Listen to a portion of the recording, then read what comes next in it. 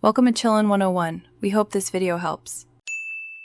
In this video, I will explain how to change transmission fluid in a Cadillac ATS. First, gather your tools, including a drain pan, a suitable wrench, and the correct new transmission fluid. Make sure your Cadillac ATS is on a level surface and securely supported on jack stands for safety. Always refer to your owner's manual to confirm the precise fluid type and the exact amount needed for your specific model.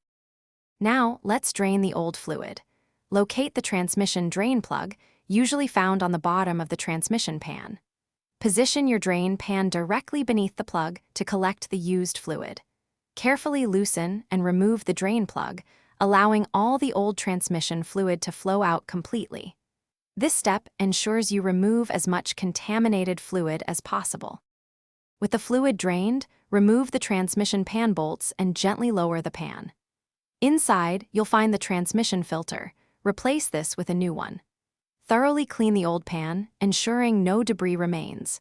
Install a fresh pan gasket, then carefully reattach the pan, tightening the bolts to the manufacturer's specified torque for a secure seal. Finally, it's time to refill. Locate the transmission fill tube, typically near the engine, and slowly add the new transmission fluid using a funnel. Start the engine, let it warm up, and cycle through all gear selections. With the engine running, check the fluid level using the dipstick, adding more fluid gradually until it reaches the correct mark. Thanks for watching. Consider subscribing if we helped you.